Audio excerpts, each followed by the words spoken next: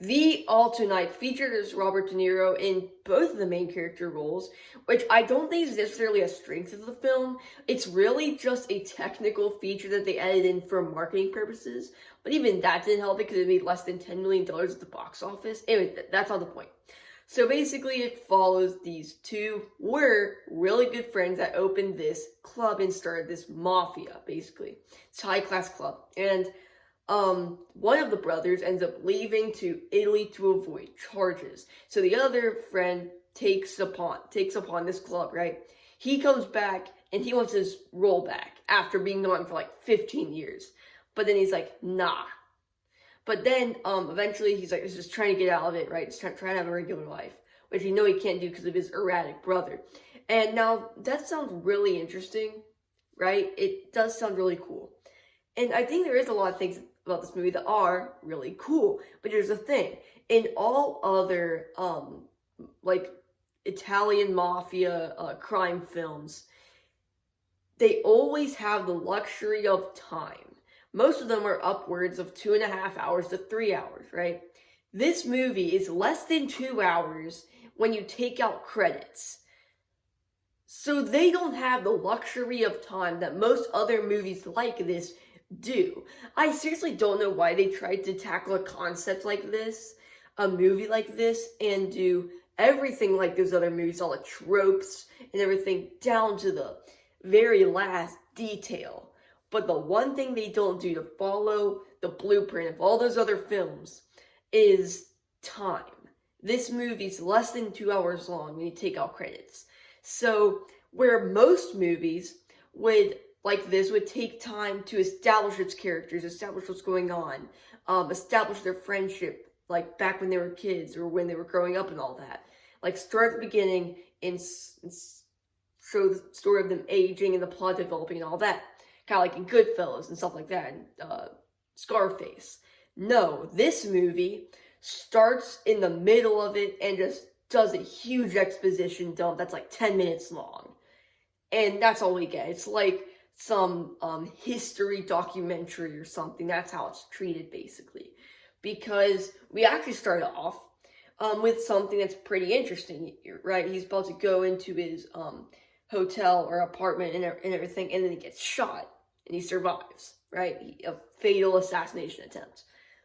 And then it just goes into exposition, because we were in just like in and out exposition for such a long period of time. I don't even remember how long it was. And here's the thing.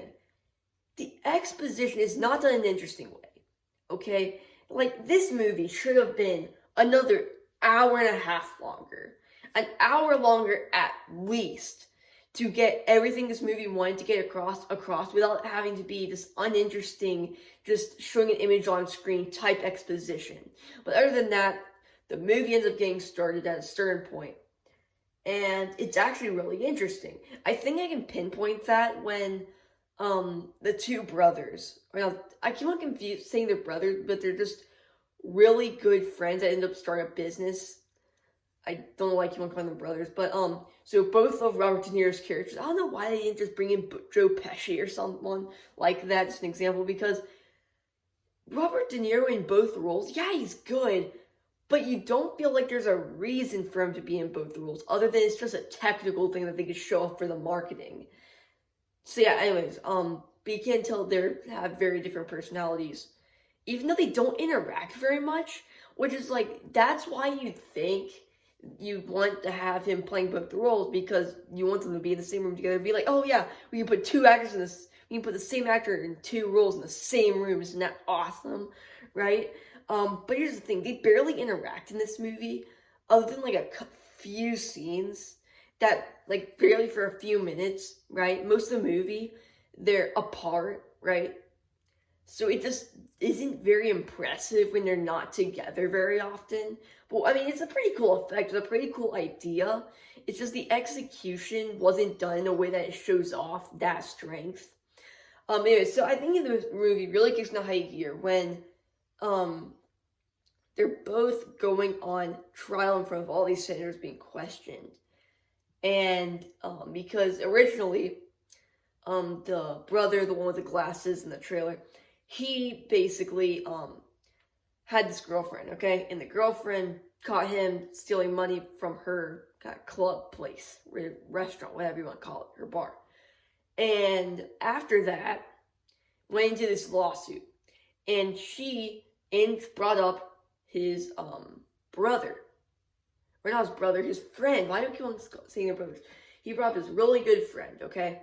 Next thing you know, him and his friend are in court. And this is when he kind of realizes, okay, I need to get out of this.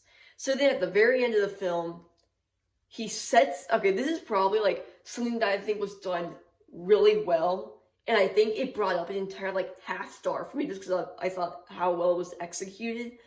And that was when, at the end of the film, right, he's like, I'm finally gonna pass it back to my brother. He's not his brother, oh my gosh. To his friend, he's gonna pass the business back to his friend. At this like meet-up, like restaurant type deal, like this barbecue basically, in the middle of nowhere. They set up this tent, all these tents and everything. It's gonna be fun. They have this barbecue, whatever else. But no. So he takes super long getting there, lets everybody else get there, lets his friend get there. They thought pass the business back to. And he calls the police there. So then just a whole bunch of gangsters, his brother and everything, it just shuts down the entire organization. And I think that was done so well. And I just love that aspect of the film, what they did with it at the very end. And yeah, so that is basically my review of the Alto Knights. I know it was a little bit unbalanced. I just kind of wanted to speak my opinion on the film though, just as it came to mind, because I really wanted to like this movie. Okay, I wanted to love this movie because I had such high expectations going in. Like, I just wanted to really enjoy it. Right? And I was going to go see it in theaters. I just didn't end up having time to. But I was going to go see it in theaters. I don't know if I wish I did looking back on it, because this movie, it does have a lot of really nice visuals. This movie does a good job setting you in this lived-in world. It's just too bad it doesn't have time on its side, so it can't go in depth on the details of how its world works, which is, I think, the most unfortunate part of this film. And that about sums up my review. If you've made it to the end, thank you, because people don't make it to the end of my reviews. I'm trying to figure out how I can optimize mine a little bit more. But yeah, that about covers my review of the Alto Knights. If you enjoyed this video or any of my other content, please subscribe. I'll see you in the next one. Goodbye. And if you're wondering what I'm saying, if you enjoyed this video or any of my other content, please consider subscribing. I'll see you in the next one. Goodbye.